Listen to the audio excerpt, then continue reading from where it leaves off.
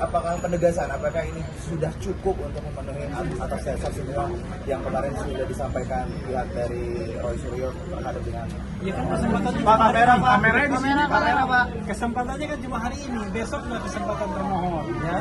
Dan menurut kami sudah cukup ya. Yang jelas bahwa hakim pasti paham. Nah, mudah-mudahan hakim memiliki hati nurani, keberanian untuk kemudian mengabulkan permohonan ini. Karena sudah melampaui sidang ketiga ya? Kedua hari ketiga. Sidang kedua hari sidang ketiga ya. Sidang ketiga perkara bukan kedua lah, perkara permohonan pra-peradilan kedua. Oke. Dan kita tahu tadi sudah menghadirkan 4 saksi dari pemohon dan 1 ahli. Intinya adalah kami ingin menegaskan yang kami uji ini adalah bukan benar atau tidaknya Mas Roy melakukan tindakan sebagaimana diatur dalam pasal 32 ayat 1. Karena benar dan tidak itu adalah materi pokok perkara. Yang kami masalahkan ini adalah apakah penetapan Mas Roy sebagai tersangka itu memenuhi bukti permulaan minimal 2 alat bukti.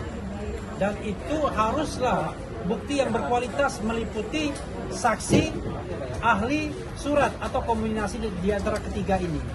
Nah, inilah yang kemudian sepanjang hari kami mengkonfirmasi kepada saksi-saksi kami, apakah Anda melihat pemohon dalam hal ini Mas Roy melakukan pencurian, melakukan peretasan, nyolong harddisk, kemudian merusak dokumen Pak Jokowi atau dokumen Dian Sandi dan lain sebagainya, yang semuanya dikatakan tidak. Dari fakta persidangan kita bisa melihat bahwa satu, ya, bahwa dokumen itu pastilah bukan dokumennya Pak Jokowi, itu jelas kan. Dokumen itu dokumen yang tidak rusak, masih bisa diakses. Mas Roy tidak melakukan kegiatan-kegiatan, tidak ada saksi yang membenarkan dia melakukan kegiatan-kegiatan hacking, kegiatan yang mencuri dokumen elektronik.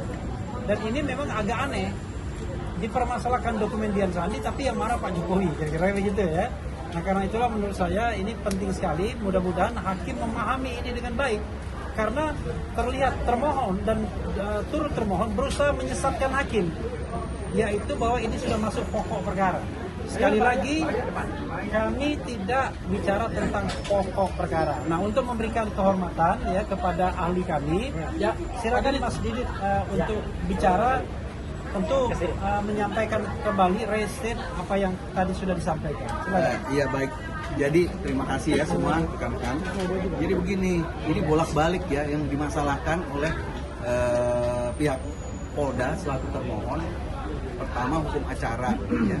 Hukum acara udah jelas, hukum acara harus digunakan pada saatnya sekarang ini, yaitu hukum acara yang sudah berlaku, yaitu rejim 2025 KUHP baru. Nah, kalau yang namanya bolak-balik dibilang itu KUHP lama, itu hanya batu uji. Karena apa? Tidak fair. Kita kalau mau menguji tindakannya si Polda dengan KUHP baru, ya dia akan keberatan ya. Jadi memang harus diuji dengan batu uji KUHP lama. Nah, itu ada Mahkamah Konstitusi nomor 21 putusannya. Nah, di situ ada 2 bukti permulaan. Saya harus jelaskan itu bukan pembuktian Mas Roy ini salah atau benar. Jadi pembuktian dia punya nggak bukti, ya 2 bukti permulaan. Jadi kalau perbuatan Mas Roy ini adalah dikatakan mencuri, ya, tapi jangan dia harus ada bukti-bukti itu yang mencuri. Jangan dia buktinya cuma mencemarkan nama baik, ya kan? Atau dikenakan pasal pembunuhan, bukti-buktinya tidak ada yang melihat dia membunuh, tidak ada bukti-bukti, misalnya pisau, parang dan sebagainya, itu yang saya jelaskan. Jadi nggak bisa. Nah, kalau dibilang cuma formalitas, cuma 2 bukti permulaan, ya nggak bisa begitulah. Itulah namanya pelanggaran azas legalitas. Yaitu apa? Ada orang salah dituntut, disangka oleh pasal yang salah, didakwa, kemudian dihukum, ya setelah dituntut. Nah, akhirnya dibebaskan karena apa? Salah orang, salah pasal dan sebagainya. Dia tidak melakukan pembunuhan, itu kan sama aja. Gitu. Jadi itulah yang kita jaga. Jangan sampai ada pelanggaran-pelanggaran azas legalitas. Orang tidak melakukan perbuatan tersebut, dia didakwa dan dihukum menjadi melanggar pasal tersebut. Ya. kita jadi asas legalitas bukan berarti oke, aturannya belum ada, tapi orang tersebut tidak melakukan tetapi dia dituduh dengan pasal tersebut, ya demikian. Jadi itu yang kita harus jaga. Terima kasih. Pak, makanya penegasan Pak, bagaimana hari ini kan dihadirkan 3 orang saksi dan 4 orang ya sama 1 ahli kan. Artinya apakah penegasan, apakah ini sudah cukup untuk memenuhi atas dasar semua yang kemarin sudah disampaikan pihak dari Roy Suryo terhadap dengan Ya kan kesempatannya Pak, cuma hari kamera, ini. Pak. Kamera di sini, kamera, Pak. Kesempatannya kan cuma hari ini, besok adalah kesempatan termohon ya. Dan menurut kami sudah cukup ya. Yang jelas bahwa hakim pasti paham.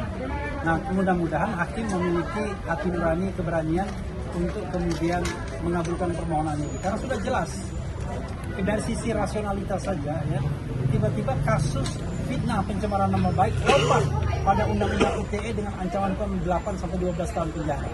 Nah, yang kami tengarai tanpa fakta dan peristiwa di laporan polisinya dan tanpa adanya bukti permulaan yang cukup. Nah, itu yang kita persoalkan. Bagaimana orang disangka dan kemudian didakwa tanpa bukti permulaan yang cukup?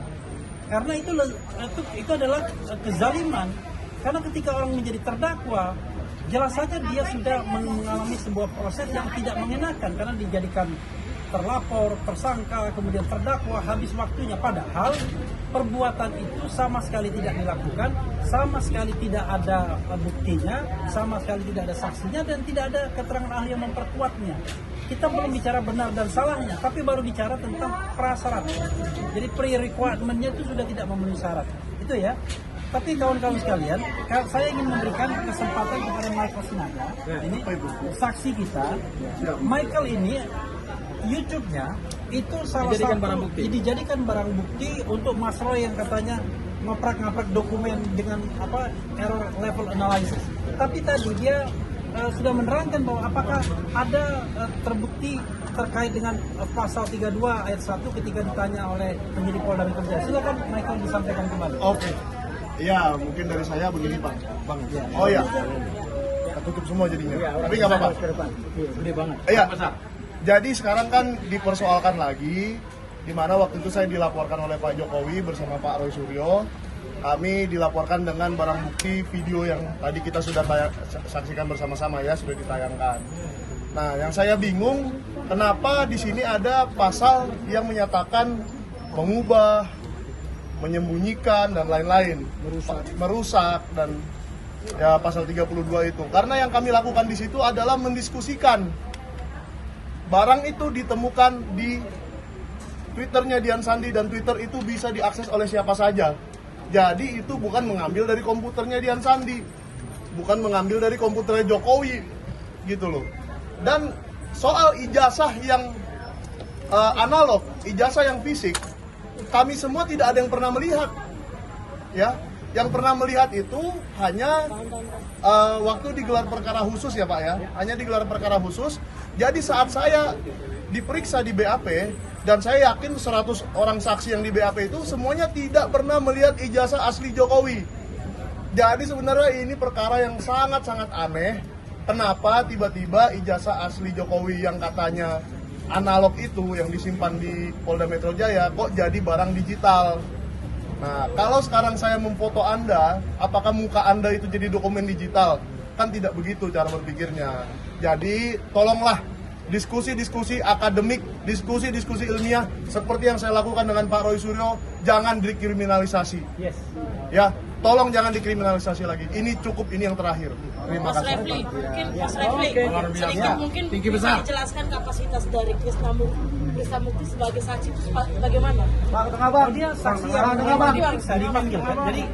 Jadi dari 4 saksi, ya, dari 4 saksi yang kita ajukan itu adalah saksi yang memang dipanggil. barang bukti yang dihadirkan hari ini itu apa saja? Iya, Dan ada kemudian ada video, ada 5 video, kemudian 1 link Videonya apa saja Mas, boleh didetailkan Mas? Ya, Videonya apa saja kita videonya yang apa? selain dari YouTube. Ya, videonya adalah podcast bersama Mas Roy dan Ya. Michael Sinaga. Oke, itu di kemudian Santana juga Podcast, di ya. Santana Podcast. Yang Kemudian terkenal juga Santananya. ada video dari Langkah Update. Ya.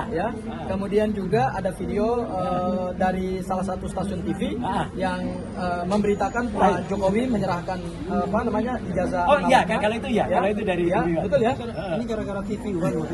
Dia tanya, sengaja. Ya. Boleh Pak, lanjut Pak. Ya, kemudian ada 5 video ya. Dan tadi sebenarnya dari 5 video itu kami tidak putar semua ya. Ya, hanya Kami dua hanya yang putar diputar. 3 Tiga video. video. Kami hanya putar 3 video dan ada kurang lebih 26 bukti yang terlampir dalam surat alat bukti. Ya. Dan kemudian adalah ada 1 ahli 3 saksi. Betul. Ya, dan ada beberapa dokumen. Dan dari video yang jelas tanggal 26 Maret itu, ya itu jelas betul tidak ada saya. Nama saya pun tidak disebut di situ. Ya, itu video durasinya lebih dari 1 jam 6 menit. Itu jelas ada orang-orang di situ ya. Saya nggak boleh sebutkan itu karena ada sahabat-sahabat pejuang semua. Dan ada seorang yang sudah berkhianat ya, namanya si Omon. Omon aja disebut gitu. Ya, si Omon si Anipar itu disebut di situ. Itu kayak. Ada lagi. Terima kasih, Mas Yoyo. Oke, terima kasih semuanya. Assalamualaikum. Subscribe, share, like, and comment. Subscribe, share, like, and comment. Subscribe, share, like, and comment. Subscribe, share, like, and comment. Subscribe, share, like, and comment.